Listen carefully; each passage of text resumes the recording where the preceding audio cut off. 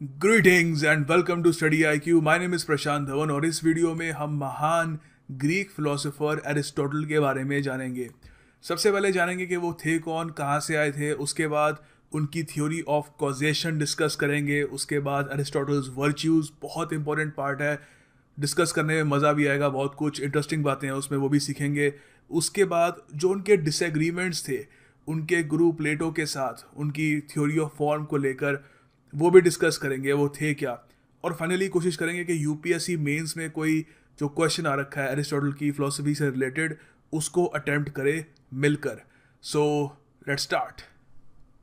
देखिए, सबसे पहले मैं बेसिक्स से शुरुआत करना चाहूँगा ताकि सब लोग मिलकर आगे बढ़ें, कोई पीछे ना रह जाए। देखिए, एरिस्टोटल थे कौन। सबसे पहले तो आपको ये पता होना चाहिए, एरिस्टोटल एक एंशिएंट ग्रीक फिलोसोफर थे और वो स्टूडेंट थे प्लेटो के। प्लेटो पर मैंने एक वीडियो, एक्चुअली दो वीडियो बनाई हुई है, एक तो इंट्रोडक्शन टू प्लेटो और उसके अलावा अलग से एक वीडियो है प्लेटोस फिलोसफी। उसमें पूरी उनकी थ्योरी ऑफ फॉर्म्स वगैरह सब समझा रखी है। अगर आप वो देखना चाहें तो आप वो भी देख सकते हैं। सो प्लेटो स्टूडेंट थे सोक्रेटिस के। तो आपको अगर याद रखना है ये सीक्वेंस तो आप इस एक्रोनिम को याद रख सकते हैं, SPAA, सोक्रेटिस, प्लेटो, एरिस्टोटल। अच्छा, लास्ट का ए कौन है? लास्ट का ए, जो एक्स्ट्रा ए अब जुड़ेगा, वो है अलेक्जेंडर द ग्रेट, जो एरिस्टोटल के स्टूडेंट थे। हालांकि बहुत ही लंबे समय तक उनके स्टूडेंट नहीं रहे, मगर कुछ कुछ सालों के लिए तो उनके स्टूडेंट रहे और दोनों का के कनेक्शन भी रहा काफ़ी लंबे समय तक। सो ये आपको बेसिक पता होना चाहिए। अच्छा, ये भी एक आपको इन्फो दे दूं मैं, सोक्रेटिस और प्लेटो दोनों एथेनियन थे। आपको अभी मैप दिखाऊंगा। ये दोनों ग्रीस में एथेंस के थे, एथेंस में पैदा हुए थे। एरिस्टोटल एथेंस के नहीं थे, ये स्टगीरा नाम की जगह में इनका जन्म हुआ था। अब ज़रा मैप में समझ लेते हैं। अच्छा, तो देखिए, सिंस हम प्राचीन ग्रीक फिलोसोफर्स की बात कर रहे हैं तो ग्रीस बेसिकली वर्ल्ड मैप पे है कहाँ पे, ये भी देख लेते हैं। तो आपके सामने वर्ल्ड मैप है, ये रहा हमारा हिंदुस्तान। थोड़ा सा वेस्ट की तरफ अगर हम देखें, यहाँ पे टर्की जो है इसके साथ में लेफ्ट साइड पे ये रहा ग्रीस। तो थोड़ा जूम इन करते हैं यहाँ पे आप देख सकते हैं ये है एथेंस। एथेंस में पैदा हुए थे सोक्रेटिस और प्लेटो। प्लेटो आपको पता है एरिस्टोटल के गुरु थे। एरिस्टोटल का जन्म एथेंस में नहीं हुआ था। अभी वो एंशिएंट ग्रीस का मैप दिखाऊंगा, वहाँ पे जगह दिख जाएगी आपको। तो थोड़ा सा अगर हम ऊपर देखें, यहाँ पर ये रहा मैसेडोनिया। तो मैसेडोनिया के थे अलेक्जेंडर द ग्रेट, जिन्होंने ऑलमोस्ट पूरी दुनिया पे ही कब्जा कर लिया था और वो अरिस्टोटल के स्टूडेंट थे। ठीक है, अब एंशिएंट ग्रीस का मैप दिखाता हूँ, उससे पिक्चर थोड़ी सी और क्लियर होगी। अच्छा, एंशिएंट ग्रीस का मैप देखने से पहले आपको ये मैप दिखा देता हूँ। यहाँ पे आपको स्टजीरा की जो ये लोकेशन है क्लियर हो जाएगी। यहाँ पर पैदा हुए थे अरिस्टोटल, ये रहा एथेंस, यहाँ पे उनके गुरु प्लेटो और उनके गुरु सोक्रेटिस पैदा हुए थे। अच्छा, तो ये एंशिएंट ग्रीस का मैप है आपके सामने। इससे आपको पता लगेगा कि किस तरीके से प्राचीन ग्रीस में डिविजन्स थे, आपस में लड़ते रहते थे। तो ये जो येलो पोर्शन है ये एथेंस, और एथेन अपने आप में एथेनियन एम्पायर था। एथेंस और उनके जो एलाइज है, दोस्त मुल्क, उनका यहाँ पर येलो कलर का है। ठीक है, और जो रेड पोर्शन है वो स्पार्टा। स्पार्टा याद है मूवी 300, दिस इज स्पार्टा, तो वही लोग हैं। तो वो और उनके एलाइज थे। और ऊपर हो गया मैसेडोनिया। मैसेडोनिया के कौन थे? बहुत ही famous conqueror Alexander the great. यहाँ पे आप देख सकते हैं पेला नाम की जगह है, यहाँ पे उनका जन्म हुआ था। और स्टजीरा में यहाँ पे आप देख सकते हैं, यहाँ पर अरिस्टोटल का जन्म हुआ था। और अब आप देख सकते हैं स्टजीरा में ये एरिस्टोटल का जन्म हुआ और वो एथेंस पढ़ने के लिए आए। अभी बताऊंगा सारा कि कैसे आए, क्यों आए। वो एथेंस पढ़ने के लिए आए all the way down here. तो एक तरीके से वो एज अ फॉरेन सिटीज़न बन के एथेंस में पढ़ने के लिए आए। बाद में वो मैसिडोनिया भी गए, वो अलग बात है। तो अब बेसिक आपको ज्योग्राफी समझ में आ गई इसकी। अब कॉन्सेप्ट्स पर नज़र डालते हैं। तो एरिस्टोटल थे कौन? देखिए, हमने जान लिया ग्रीक फिलोसोफर थे, कहाँ पे उनका जन्म हुआ था। तो अब आपको ये जानना ज़रूरी है कि एरिस्टोटल और साथ में सोक्रेटिस और प्लेटो, कहा जाता है कि इन तीन ग्रीक फिलोसोफर्स ने जो पूरी की पूरी पश्चिमी सभ्यता है उसका ग्राउंड वर्क, जो मेन एक फाउंडेशन है, इन्होंने ही तैयार की थी। एरिस्टोटल एक फिलोसोफर थे, मगर एक फिलोसोफर होने के अलावा और भी बहुत सारे सब्जेक्ट्स पे इनकी रुचि थी, जैसे बायोलॉजी का बाय द वे इनको फादर भी कहा जाता है, इंपॉर्टेंट पॉइंट है एग्जामिनेशन पॉइंट ऑफ व्यू से, तो इसको याद रखिएगा। जूलॉजी का भी इनको फादर माना जाता था। और music, theatre, physics, political actually music, theatre, physics का तो नहीं, मगर पॉलिटिकल साइंस का भी काफ़ी हद तक लोग इनको फादर मानते हैं। और रिटोरिक में भी इनका कंट्रीब्यूशन था, लिंग्विस्टिक्स में भी इनका कंट्रीब्यूशन था, और भी बहुत सारे अन्य सब्जेक्ट्स में इन्होंने कंट्रीब्यूशन दिया। इनकी शान में कहा जाता है, it is said of Aristotle that he was probably the last person to know everything there was to be known in his own time. उनके समय में जितना भी ज्ञान अवेलेबल था, जितनी भी चीज़ों के बारे में आप जान सकते थे, उन सब के बारे में वो जानते थे, और ऐसा करने वाले आखिरी इंसान थे। ऑफ कोर्स उनके ज़माने में न्यूक्लियर पावर नहीं थी, कंप्यूटर्स नहीं था, तो उसके बारे में वो नहीं जान पाए, मगर अपने आप में एक कॉम्प्लीमेंट है कि जिस एरा में एक इंसान पैदा हो, उस एरा में जितनी भी चीज़ों के बारे में जाना जा सकता है, उसके बारे में वो इंसान जानता था। तो ये है कद एरिस्टोटल का। कुछ देखते हैं कि बड़े बड़े और जो थिंकर्स हैं उन्होंने एरिस्टोटल के बारे में क्या कहा है। तो बड़े बड़े थिंकर्स ने एरिस्टोटल के बारे में क्या कहा। थॉमस एक्विनस बहुत ही बड़े इटालियन फिलोसोफर रहे हैं, इनके बारे में भी हम वीडियो बनाएंगे इन द फ्यूचर, बहुत मज़ा आएगा। बहुत ही अच्छे लेवल के थिंकर थे ये। तो इन्होंने एरिस्टोटल को कहा द फिलोसोफर। दुनिया में और भी बहुत फिलोसोफर हुए हैं, मगर Aristotle was the philosopher according to Thomas Aquinas. उसके अलावा डांटे एक बहुत ही बड़े राइटर, थिंकर थे। इन्होंने एरिस्टोटल के बारे में कहा the master of those who know, जो लोग जानते हैं, ऑफ कोर्स जो ज्ञान रखते हैं, उनके मास्टर थे। प्लेटो ने कहा mind of the academy, Aristotle को एकेडमी, द एकेडमी प्लेटो का एक तरीके से इंस्टीट्यूशन था, पहला इंस्टीट्यूशन था वेस्टर्न वर्ल्ड में हायर थिंकिंग के लिए। और जब एरिस्टोटल वहाँ पे एज ए स्टूडेंट पढ़ते थे अंडर प्लेटो, तो उन्होंने उनको कहा कि he is the mind of the academy. अपने आप में बहुत बड़ी कॉम्प्लीमेंट है। सो आगे देखते हैं। यहाँ पर देखते हैं एरिस्टोटल की टाइमलाइन, बहुत कुछ समझ में आ जाएगा यहाँ से। तो देखिए, इनका जन्म हुआ था 384 बीसी में सजीरा ग्रीस में, जैसे मैंने आपको बताया। हिंदुस्तान में उस वक्त क्या था, बस एक कंपैरिजन के लिए बता रहा हूँ कि किस युग की हम बात कर रहे हैं। 384 बीसी में देखिए, इंडिया में मौर्य साम्राज्य की शुरुआत भी नहीं हुई थी। उस समय जो चंद्रगुप्त मौर्य थे, उन्होंने गद्दी भी संभाली थी, इंडिया काफ़ी हद तक बिखरा हुआ था।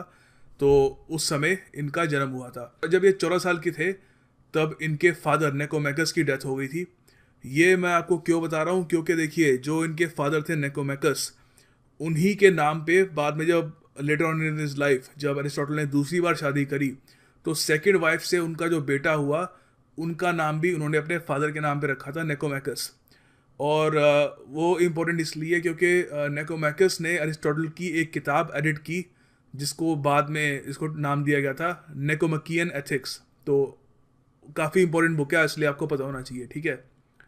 तो उसके बाद देखिए 367 बीसी में प्लेटो की जो एकेडमी थी, दी एकेडमी एथेंस में, तो स्टजीरा से all the way to Athens चले गए एरिस्टोटल वहाँ पर पढ़ने के लिए। वहाँ पर प्लेटो के साथ उनका एक बहुत ही क्लोज बॉन्ड बना, जो काफ़ी हद तक जिस बॉन्ड ने उनकी ज़िंदगी बदल दी थी। और वहाँ पर प्लेटो ने भी एरिस्टोटल की जो जीनियस थी, उनका जो ब्रेन बहुत ही शार्प था, वो रिकॉग्नाइज़ किया और उनको एज ए स्टूडेंट एकेडमी में ले लिया। और उसके बाद एरिस्टोटल ने, ये इतना इंपॉर्टेंट नहीं है, उन्होंने 2 किताबें लिखी थी वहाँ पे, इससे रिलेटेड कोई क्वेश्चन आएगा नहीं वैसे। और मेन यहाँ पर है कि 357 बीसी में एरिस्टोटल ने डिसाइड किया कि अब एकेडमी को छोड़ने का टाइम आ गया है। बहुत ही लंबे समय तक रहे थे दी एकेडमी में, और उसके बाद उन्होंने छोड़ दी अपने एक दोस्त के साथ, जिनका नाम था जेनोक्रेट्स। ये भी एक बहुत ही बड़े फिलोसोफर थे। सो उसके बाद ये इन्होंने एकेडमी छोड़ी, ये 347 बीसी में, और 348 बीसी में प्लेटो चल बसे। उसके बाद देखिए 347 बीसी में क्या हुआ, एरिस्टोटल की लाइफ का एक बहुत ही बड़ा यहाँ पर मोड़ आया। किंग फिलिप, जो मैसिडोनिया के राजा थे, उन्होंने एरिस्टोटल को बुलाया अपने साम्राज्य में कि वो उनके 14 साल के बेटे अलेक्जेंडर द ग्रेट, उस वक्त 14 साल के थे, उस वक्त द ग्रेट नहीं बने थे, बच्चे थे, उनको पढ़ाए, उनके टीचर बने। तो एरिस्टोटल ने वहाँ पे अलेक्जेंडर के साथ तो उन्होंने काफ़ी समय बिताया, 2-3 साल बिताए, उनको पढ़ाया। और ज़्यादा समय तक उनके स्टूडेंट रह नहीं पाए अलेक्जेंडर, क्योंकि जब वो 17 के आसपास के थे उनके फादर किंग फिलिप की डेथ हो गई और फिर उनको साम्राज्य संभालना पड़ा, और क्या खूब संभाला। He became Alexander the great. उन्होंने पहले तो सारी सारी सिटी स्टेट थी जो आसपास की, मैसेडोनिया की, एथेंस, स्पार्टा वगैरह, सबको एक करके उन पे कॉन्कर कर लिया मिलिटरीली, और फिर दुनिया पे ही कब्जा करने निकल पड़े। तो फिर फाइनली ये इनकी डेथ हुई थी 322 BC में। यहाँ पे लिखा हुआ है कि उनकी जो फर्स्ट वाइफ थी, उनकी डेथ के बाद सेकंड जो उनकी वाइफ थी, उनके साथ जो उनका बेटा हुआ था, उनका नाम उन्होंने अपने फादर के नाम पे रखा था। तो ये है बेसिक टाइमलाइन अरिस्टोटल की। ओके, तो देखिए अब आ गए हम finally the philosophy of Aristotle पे। सबसे पहले हम जानेंगे 4 काइंड ऑफ कॉजेज़ के बारे में। बहुत ही इम्पॉर्टेंट पार्ट है अरिस्टोटल की फिलोसफी का। सबसे पहले तो देखिए यहाँ पर अरिस्टोटल एज्यूम करते हैं। पहली बात तो ये समझ लीजिए, अरिस्टोटल हमेशा फैक्ट्स पे उनकी नज़र रहती है, ठीक है। और काफ़ी हद तक प्लेटो से उनकी थ्योरी ऑफ फॉर्म्स को लेकर उनका कुछ डिसएग्रीमेंट भी रहता था।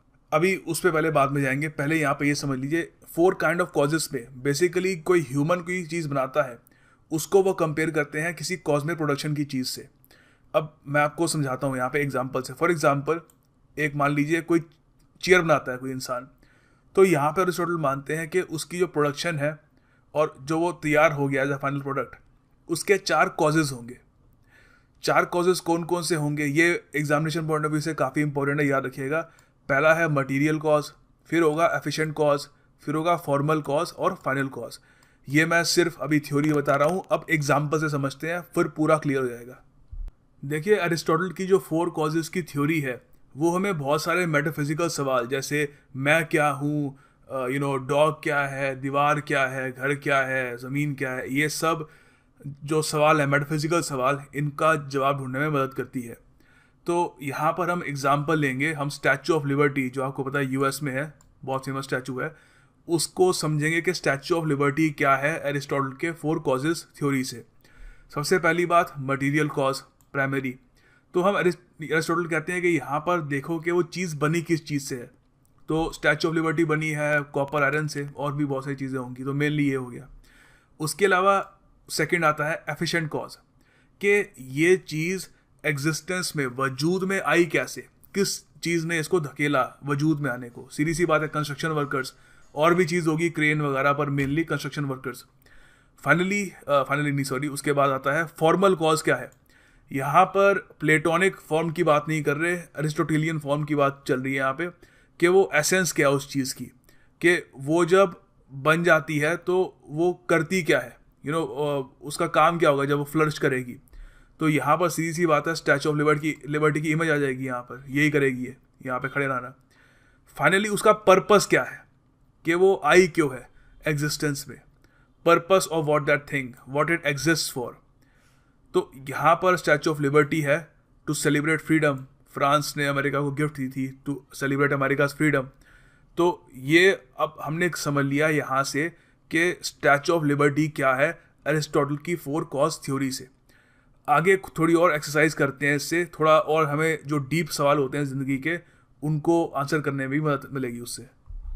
आगे देखिए कुछ एग्जाम्पल्स हैं हमारे पास, एक सेब, पोएम, ह्यूमन बीइंग, इन सब पे अरिस्टोटल की जो 4 कॉज थ्योरी है वो यूज़ करके देखते हैं, समझते हैं कि ये सारी चीज़ें हैं क्या अकॉर्डिंग टू अरिस्टोटल। सबसे पहले सेब की बात करते हैं। सेब का मटेरियल कॉज क्या है, ऑफ कोर्स जो भी चीज़ से बना है, शुगर, कार्बोहाइड्रेट, प्रोटीन, जो भी इसके अंदर है।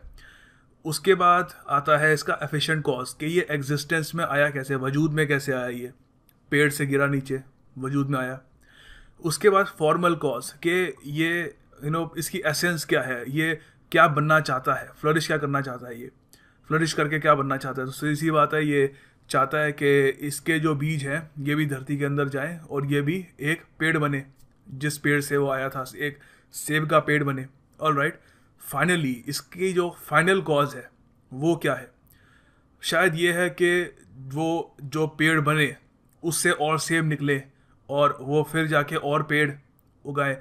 अब ज़रूरी नहीं है कि इसको पता हो कि मेरा फाइनल पर्पस क्या है। कई बार चीज़ों को ये नहीं पता होता कि उनका फाइनल कॉज, फाइनल पर्पस क्या है, उनको बस मैक्सिमम फॉर्मल कॉज तक ही पता होता है कि मुझे क्या करना है। जब ह्यूमन बींग्स की हम बात करेंगे तब वहाँ पर आएंगे। पोएम की बात करते हैं, ठीक है। पोएम का मटेरियल कॉज क्या है? Ink, paper. अच्छा, इसका एफिशिएंट कॉज क्या है कि ये आई कैसे? सीधी सी बात है, राइटर ने लिखा है इसको, आई एग्जिस्टेंस में। फॉर्मल कॉज क्या है? एसेंस क्या है इसकी? और ये व्हाट इट फ्लोरिशेस टू बी, ये वेल इसके अंदर फीलिंग्स हैं, ठीक है, कुछ इमोशंस हैं, कुछ थॉट्स हैं। फाइनली इसका फाइनल कॉज क्या है? इसका अल्टीमेट एम किसी को इंस्पायर करना, किसी के अंदर कुछ इमोशंस जगाना। तो ये पोएम का हो गया। फाइनली ह्यूमन बीइंग पे आते हैं। ह्यूमन बीइंग का जो मटेरियल कॉज है क्या है? आपको पता है, पानी है, कार्बन है, बहुत सारी चीज़ें हैं। उसके बाद आते हैं इसका एफिशिएंट कॉज क्या है। सीधी सी बात है, दो लोग इसके माँ बाप मिले तो ये एग्जिस्टेंस में आया। उसके बाद फॉर्मल कॉज क्या है इसका? देखिए, फॉर्मल कॉज हर ह्यूमन बीइंग का अलग अलग हो सकता है। कोई, जैसे फॉर एग्जांपल आप सुन रहे हैं, परहैप्स आप एक अच्छे एडमिनिस्ट्रेटर, अच्छे बैंकर या कुछ और आप बने। मैं शायद, मेरा फॉर्मल कॉज है कि एक अच्छा टीचर हूँ, ये हूँ।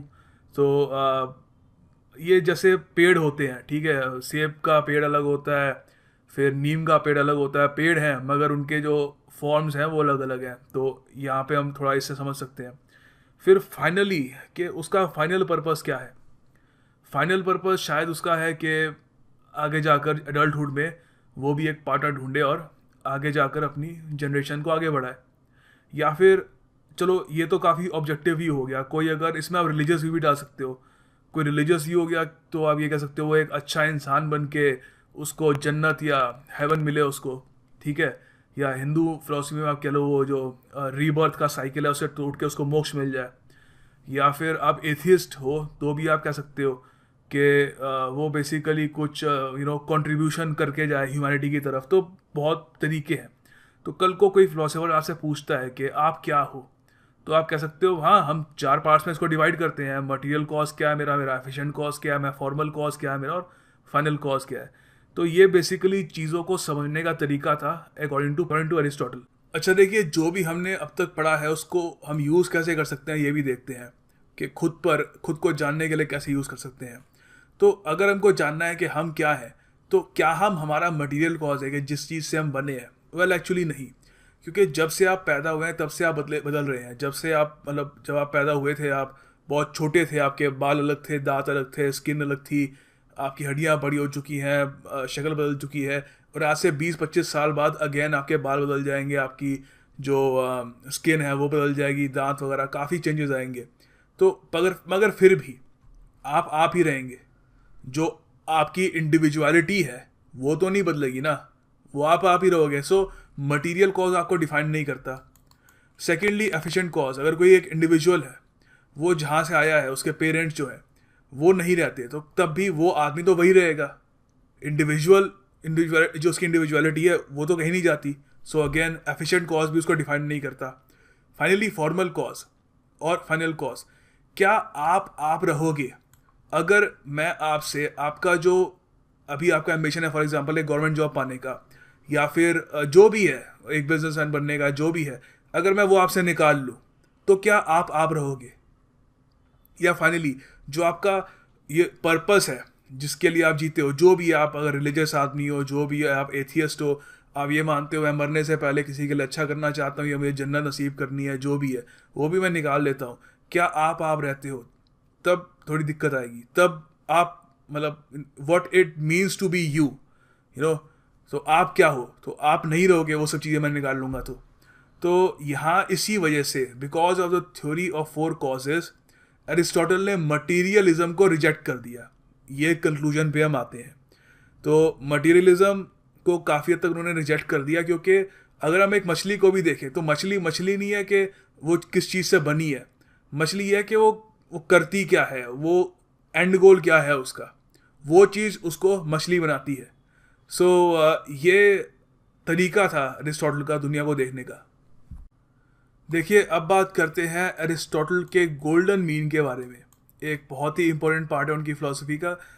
सबसे पहले मैं आपको बताना चाहूँगा, अरिस्टोटल ये मानते थे कि अगर एक इंसान को एक अच्छी ज़िंदगी बितानी है, उसका जो अल्टीमेट गोल है वो अचीव करना है, हैप्पीनेस चाहिए उसको, जिसको ग्रीक में वो कहते थे यूडाइमोनिया।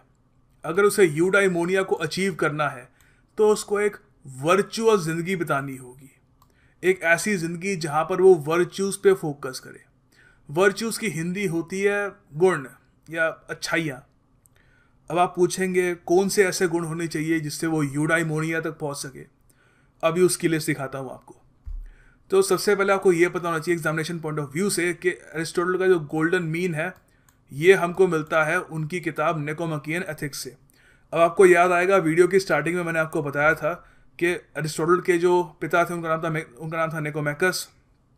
उनका जो बेटा था सेकंड वाइफ के साथ जो हुआ था एरिस्टोटल का, उसका नाम भी उन्होंने पिता के नाम पे रखा था। तो जो एक किताब थी निकोमाकियन एथिक्स, बेसिकली एरिस्टोटल ने खुद कोई मतलब एज ए किताब कोई लिखी नहीं, ज़्यादातर कहते हैं उनकी जो मेन किताब है उनके लेक्चर्स ही थे और दो लोग उनके पीछे भागते रहते थे, वो नोट करते रहते थे जो भी उनके मन में आ रहा है, जो वो थॉट्स बोल रहे हैं। तो जो ये किताब थी ये एरिस्टोटेलियन एथिक्स की, इसको एडिट किया उनके बेटे निकोमैकस ने, तो उसका नाम पड़ गया निकोमाकियन एथिक्स।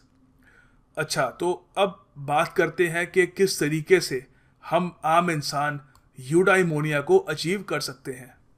तो देखिए, जैसे मैंने आपको बताया था कि एरिस्टोटल मानते थे कि अच्छी ज़िंदगी बिताने के लिए इंसान को पता होना चाहिए कि गुण क्या होने चाहिए उसके पास।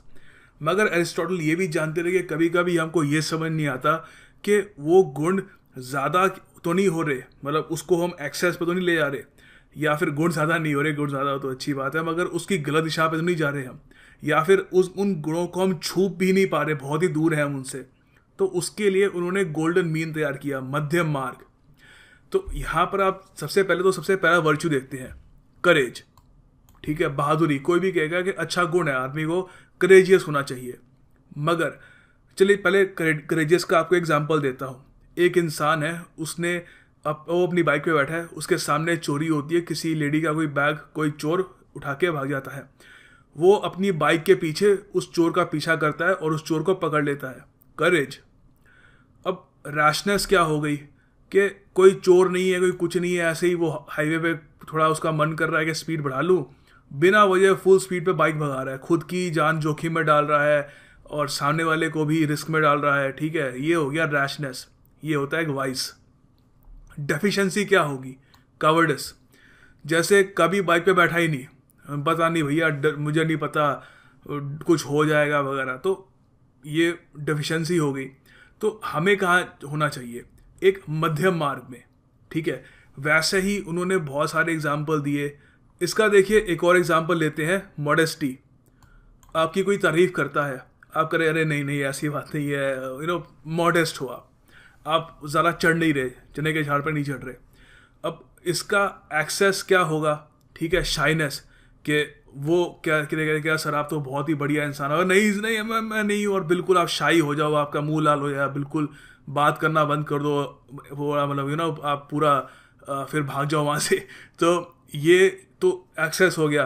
ठीक है, अब मॉडेस्टी जिसमें बहुत ज़्यादा कम होती है, वो शेमलेस होता है, उसके सामने कोई तारीफ करते हाँ जी मैं हूँ, अपने किस्से सुनाने शुरू कर देगा लंबे चौड़े कि मैंने ऐसे किया था, मैंने ऐसे किया था। तो you should be somewhere in between. और अगर आप इन सब वर्च्यूज़ को, अगर आप इन सब पे फोकस करोगे, एक अच्छी ज़िंदगी बिताने की कोशिश करोगे, करेज, टेम्परेंस, प्रूडेंस भी है इसमें, पेशेंस वगैरह, विटीनेस, इन सब पे अगर आप फोकस करोगे तो आप एक अच्छी ज़िंदगी बिता सकते। और उसके अलावा अरिस्टोटल ने ये भी कहा कि जो लोग, ये इसका जो डिफरेंस है कि एक वर्च्यू और एक्सेस और डेफिशिएंसी में, वो लोग एक्चुअली उनको हेल्प चाहिए। आप ये मत मानिए कि वो बुरे हैं, उनको बस समझ नहीं आता कि एक वर्च्यू क्या होता है। तो अगर आपको कोई बंदा दिखता है जो बहुत कावर्ड है या बहुत रैश है, तो उसको बस ये नहीं पता कि करेज क्या है। तो अगर कोई उसको गाइड करे, सही दिशा में लेकर जाए, तो वो एक वर्चुअस आदमी भी बन सकता है। अब देखिए यूपीएससी मेंस का एक क्वेश्चन अटेम्प्ट करके देखते हैं, जो हमने पढ़ा उसी पे ही है, Aristotle's teleological conception of causation. अच्छा, तो कॉजेशन वही है, 4 कॉजेज वाला, डरना मत। और टेलियोलॉजिकल कुछ नहीं होता, ये एक फिलोसफिकल अटेम्प्ट होता है चीज़ों को डिस्क्राइब करने का in terms of their purpose, directive, principle, goal. ठीक है, वही है कि इसका एंड गोल क्या होगा, इसका पर्पस क्या है वगैरह। ठीक है, ये वही होता है, कोई खास डर मत जाना ये वर्ड्स देखकर। तो अब बेसिकली हमको जो 4 कॉजेज वाली थ्योरी थी ना, वही समझानी है। पहले तो ये रट लेना, उसके लिए ये वैसे ही रट लेना, बहुत इंपॉर्टेंट है, इससे क्वेश्चन आने के चांसेस होते हैं हमेशा कि मटेरियल कॉज होता है सबसे पहले। तो मटेरियल कॉज में कि वो चीज़ बनी कैसे, किस चीज़ की बनी है, ठीक है क्या क्या उसके अंदर। फिर होता है एफिशिएंट कॉज कि किसने उसे बनाया, कैसे बनी, ठीक है, कोई इंसान इन्वॉल्व थे, क्या था, जो भी है। फॉर्मल कॉज हो गया कि उसकी शेप क्या, डिज़ाइन क्या, एट्रीब्यूट्स क्या है, फॉर्म क्या उसकी, ठीक है। और फाइनल कॉज हो गया उसका कि उसका पर्पस ऑफ एग्जिस्टेंस क्या है, कि वो करेगी क्या। 2008 के मेंस में आया था। तो आगे थोड़ा सा और आपको पॉइंट्स देता हूँ कि आप कैसे टैकल कर सकते हो ऐसे क्वेश्चन को। आगे देखिए, अगर वर्ड लिमिट अलाउ करती है तो आप एक एग्जाम्पल भी प्रोवाइड कर सकते हैं। मैंने आपको एग्जाम्पल कैसे प्रोवाइड करना है वो भी सिखा दिया है। उसके अलावा आप ये भी पॉइंट डाल सकते हैं कि फ़िलासफ़र्स जो एरिस्टोटल के पहले के जो फ़िलासफ़र्स थे वो मटेरियल कॉज ऑफ यूनिवर्स को एक्सेप्ट करते थे। और मैंने आपको बता दिया कि एरिस्टोटल ने मटेरियल कॉज ऑफ यूनिवर्स को रिजेक्ट क्यों किया। उसके बाद फाइनली आप ये भी कह सकते हो कि जो ये एरिस्टोटल का जो 4 कॉजेस वाला थॉट है ये काफ़ी हद तक सिमिलर है टू प्राकृति इन संख्या स्कूल। ये अलग से समझाऊंगा, इंडियन फिलोसफी में अलग से इस पे बात करेंगे। तो उसके बाद फाइनली आप ये भी कंक्लूड कर लीजिएगा कि साइंस एडमिट नहीं करता ये जो एक्सप्लेनेशन है एरिस्टोटल की उसको, क्योंकि काफ़ी हद तक वो मानते हैं कि एरिस्टोटल की जो कॉजेशन थ्योरी है वो मेटाफिजिकल है, ठीक है। क्योंकि वो ढूंढ रहे हैं कि फर्स्ट और फाइनल कॉज क्या है इस यूनिवर्स का, कि ये यूनिवर्स बना किससे है, मतलब मेन तत्व क्या है, और फाइनली इसका मेन पर्पस क्या है पूरे यूनिवर्स का। तो ये 2 मेन मेटाफिजिकल सवाल है, उससे एरिस्टोटल सबसे ज़्यादा जूझते हैं। तो ये एक एग्जाम्पल हो सकता है आंसर का। ज़्यादातर आपको आंसर्स ऐसे ही मिलेंगे, इसमें आप थोड़ी बहुत वेरिएशंस ला सकते हैं अपनी क्रिएटिविटी के अनुसार, बट रफली ऐसा ही होगा आंसर। तो देखिए, ये इस वीडियो का अंत है। ये वीडियो थी एन इंट्रोडक्शन टू अरिस्टोटल। इसमें हमने वो कहाँ के थे ये डिस्कस किया, उनके कुछ कंसेप्ट्स डिस्कस किए। उसके बाद एक पार्ट 2 भी आएगा इस वीडियो का, काफ़ी लंबा होगा इससे। उसमें उनका जो अरिस्टोटल का जो व्यू था ऑन मैटर, ऑन फॉर्म, प्लेटो के साथ साथ क्या उनके डिफरेंसेस थे, वो सब डिस्कस करेंगे विद मोर MCQs। और वो वीडियो मैं कोशिश करूँगा जल्दी से आप तक पहुँचाने की। So thank you for watching this video. कोई आपके सजेशंस हो कमेंट बॉक्स में दीजिएगा। Thank you.